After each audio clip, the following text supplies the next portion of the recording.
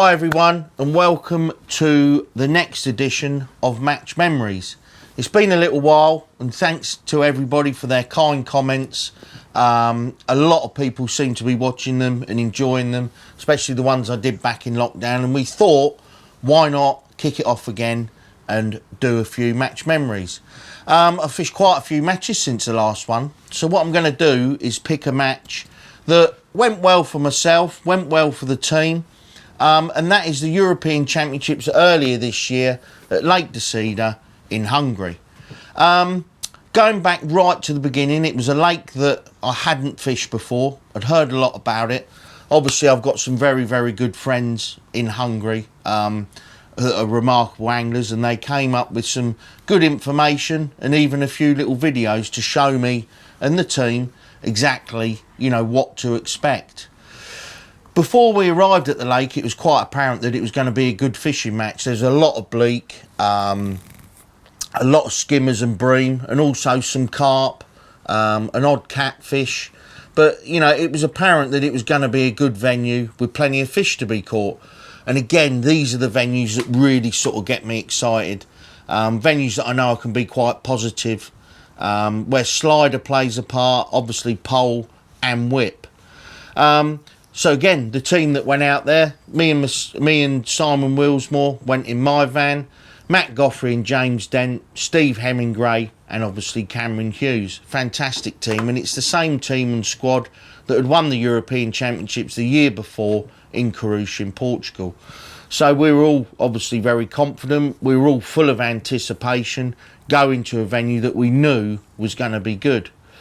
We went for the 2 weeks. Myself and Simon arrived a couple of days early. A little bit of a sort of, not a fiasco I suppose, but a little bit of running around as far as getting organised. Our house was about 40 minutes away from the venue. A lovely house, nice and big, and it's always important to have good accommodation. But on arrival, obviously my van was absolutely full to the rafters, but we did need to pick some bait up in Budapest, so it was a case of going to the house, unloading everything, 120 mile back to Budapest, pick the bait up, the this, the that, the everything, and then back.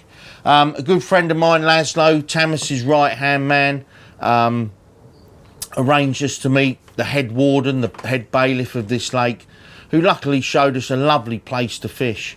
And if those of you that have seen any of the videos will see, I think it was called Dog Bay, but it's not the most glamorous of names for somewhere so beautiful. And on arrival at this place, in the morning, the first morning that myself and Simon fished was a Tuesday morning, and it's nice and relaxed, the unofficial practice week.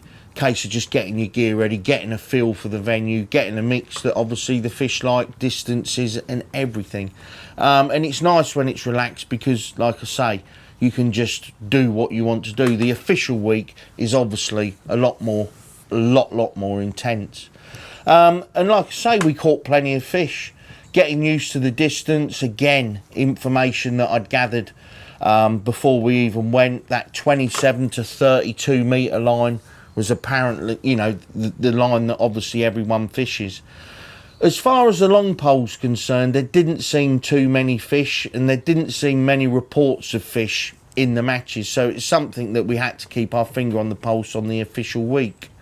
Like I say, the unofficial week flew past, catching loads of fish, some skimmers, a few carp. I remember one day Cameron caught I think it was 9 or 10 carp. They're only like 2 to 4 pound on the pole, but again it filled us full of anticipation. I spent the week, like I say, just fine-tuning really the slider, which is a method that I'm quite adept at and that is one of my favourites. I absolutely love fishing it. But also I spent quite a bit of time fishing for the bleak, which is a method that we don't tend to do much in England. And a case of getting your rigs right. You can see some of the rigs I've got here, the connoisseurs. I've got little tiny floats. Again, another friend of mine, Jacopo Fulcini from Italy and Colmic, sent me some of these floats that I saw him using when we were in Croatia last year. Liked them, said to him, can you sort me some out? and away you go. So all these whips were assembled. I had about a dozen or 15 of them already, multitude of different lengths and different size floats, and really got into my bleak fishing, which was to prove vitally important come the match days. So now, obviously, at the weekend, I forgot to mention Nathan had travelled with Cameron. So, you know, we had someone on the bank, very knowledgeable. Nathan's fished at the top. At the weekend, obviously, Mark Downs and Darren Bickerton arrived. They arrived on the Saturday afternoon. And again, so we were all set. We've got the accommodation. We've been and looked at the match lengths. The pegging was all done. One little twist for this, obviously there's 6 of us in the squad, and each day we only had 5 pegs. So on the first day of practice, come the Monday, it was decided that I wouldn't fish. Now, I wasn't too sure how I felt about this, because in over 20 years of fishing world and European championships, I've never missed a day's practice. And I'm the type of angler that I need to be confident, I need to be catching fish, and that's when, you know, and obviously missing a day, I wasn't too sure how I was going to feel. However, going and watching the other teams, being able to sit behind teams like Hungary and Italy and this, that and everything else, you see a few things, and I was raring to go the next day. On the Monday, we were on A section, about 4.5 kilos was top. Matt Goffrey, I think, Simon Willsmore did really well, and the rest all caught a few fish. But it was noticeable that A and B was much shallower than C, D and E. C, D and E, they'd sort of developed the bank, a nice stone bank, and you were into deep water. Some of it was like 2.5 metres even on the pole.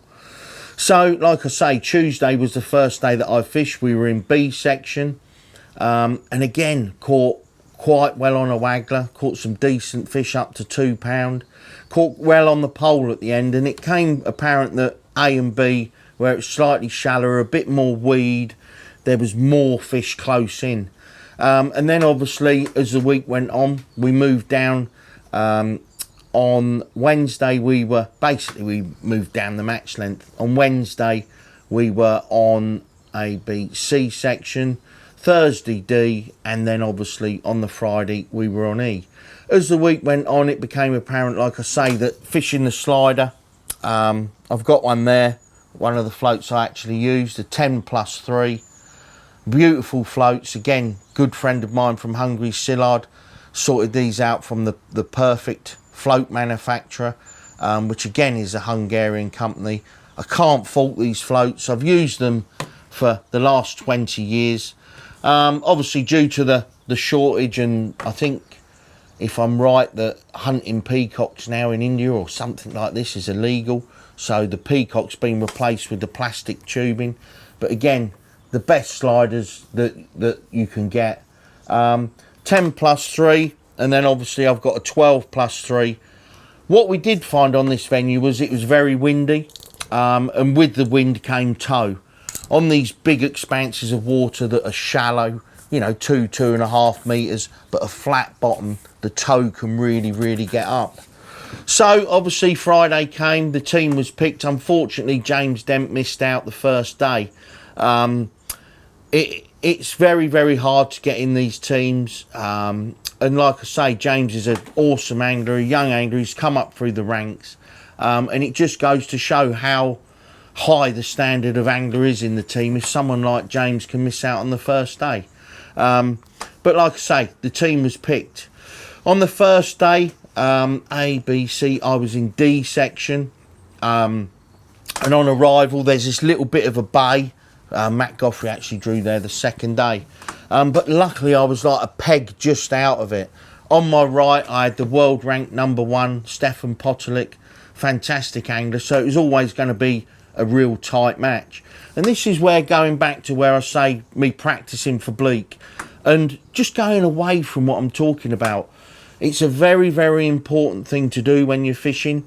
When you go practicing, pleasure fishing, whatever it is, always practice something that isn't your strength. Fish something that isn't your strength, and that way you can fine tune it and you're going to get better.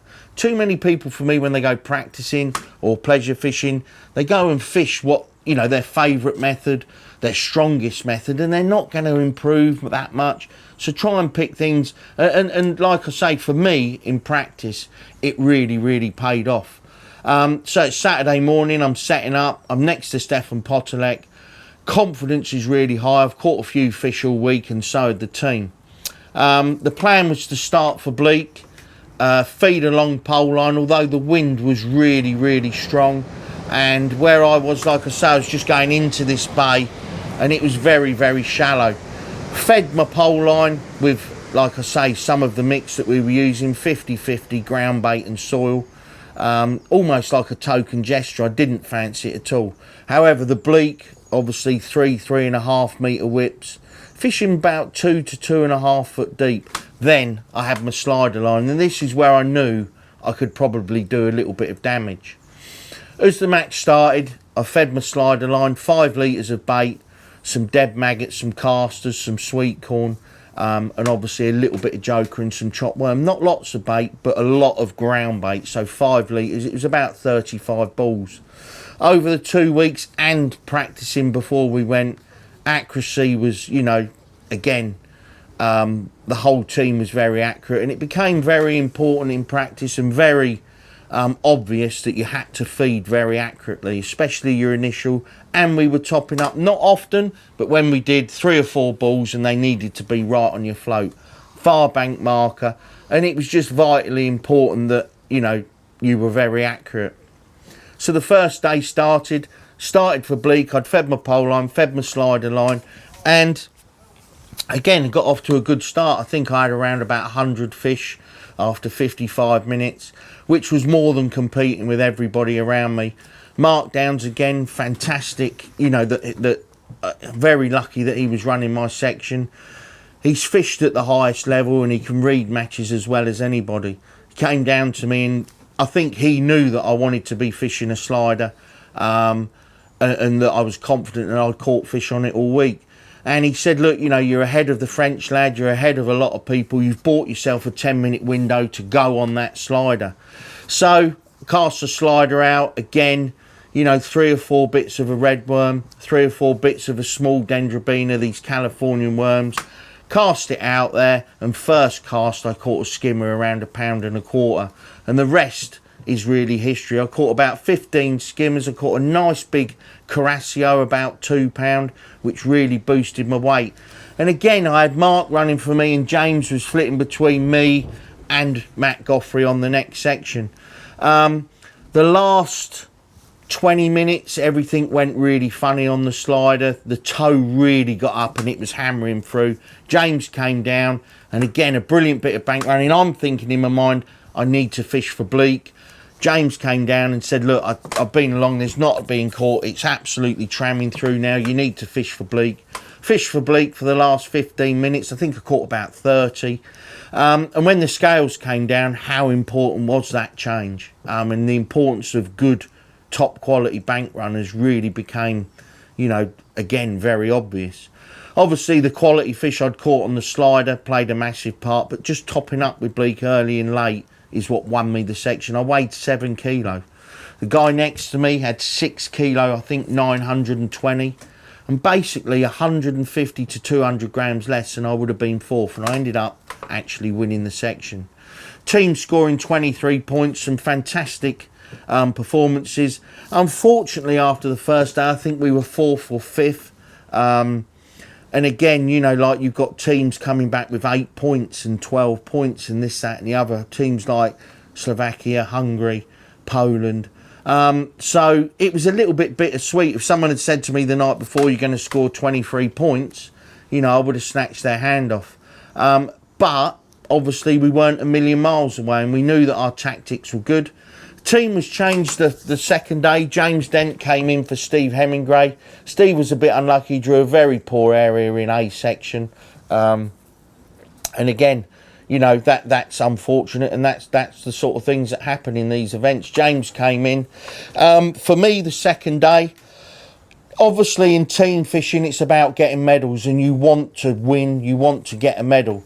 And we had a little bit of a chat that evening. and it was decided that, you know, we need to sort of be positive. We need to be fishing for these bonus fish, these skimmers and these other fish that you can catch on a slider. And that's exactly what we did. The second day, I drew in D section, a real nice peg just off of these good pegs. There's 3 or 4 real good pegs just to the left of this tree, and I was the one to the right, so I knew I was in a very good area.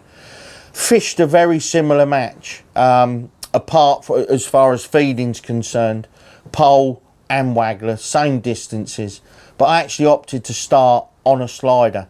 The wind had dropped the day before. I'm fishing, like I say, a 12 plus 3, and the next day the wind had dropped, and more importantly, the tow had started going against the wind. The wind was left to right, the tow was right to left, and I knew in practice that these were the days those skimmers really had to go. So again, changed my rods again, got one set up here, 14 foot Tournament S. That one's got a 12, a 3 plus 12, 8-pound line, nice and durable, line that's going to sink well, something like Hyper Sensor. 14 foot rods, 2.5 meters deep, just makes it nice and easy. And I just want to talk before I go in depth to what actually happened the second day. But you'll see I've got a little container there full of all bristles that actually fit on these perfect floats. So I can change not only colour, but diameter and length, thickness obviously. I can change and swap, and it's very, very important. And what you'll notice here is, and I actually did a little video on my Facebook about this, about seeing lift bites at distance. And you're only fishing with 3 number 7s down, but when you shot it up in white water and you can just see that little bit of yellow come up, or you'll see on this one that little bit of red, it's very easy to notice. Again, the second day when the wind had dropped, I actually went on one of these tips, which is red. So again, you get a lift and you can just see the little bit of yellow popping up, and it's a brilliant little tip, and that's how I caught a lot of my fish the second day.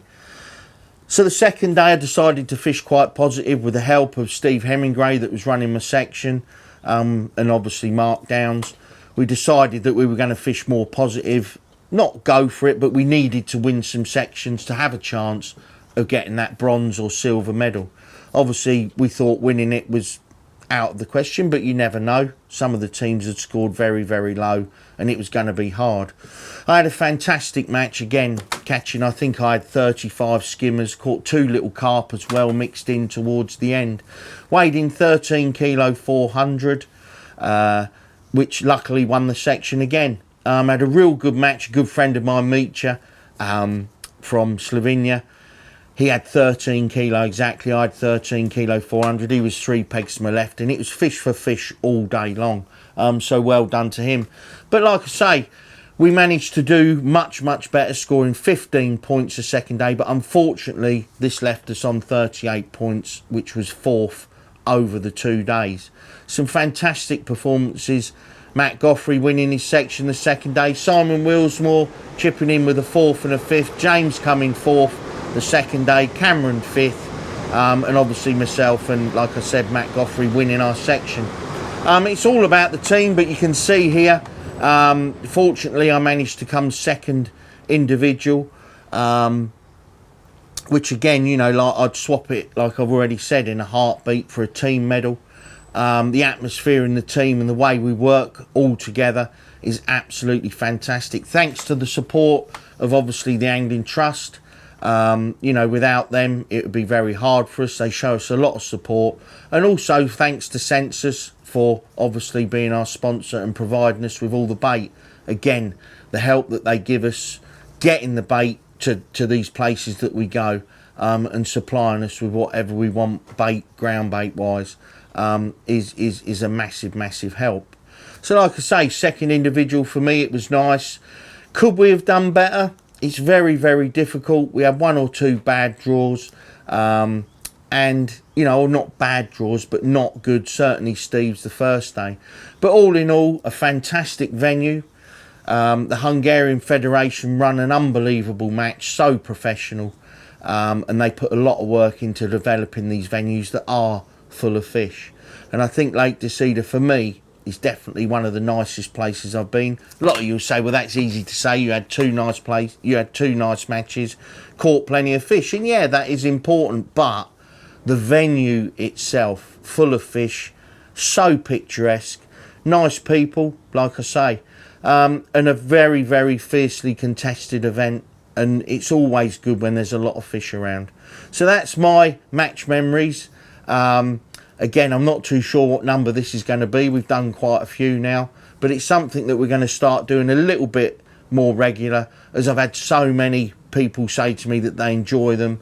I do enjoy doing them, and it's nice for me to put across my story as of exactly what's happened over the 2 weeks. Not long and I'll be off to Spain for the World Championships. It's in the north, I think near Macinenza. Again, a venue that's packed full of fish. We're going out for 2 weeks again. There's going to be a lot of fish caught, and there's some massive fish to be caught. A lot of bleak, a lot of skimmers, a lot of everything really. And it sounds like it always does in Spain, an absolute fish packed venue. So watch out. I'll definitely be doing a match memories on that on my return. I hope you've enjoyed this one, and if you ever get to go to Hungary, make sure you visit Lake Decida. It's a beautiful place, loads of fish, and like I say, lovely people. I hope you enjoyed this edition of Will's Match Memories.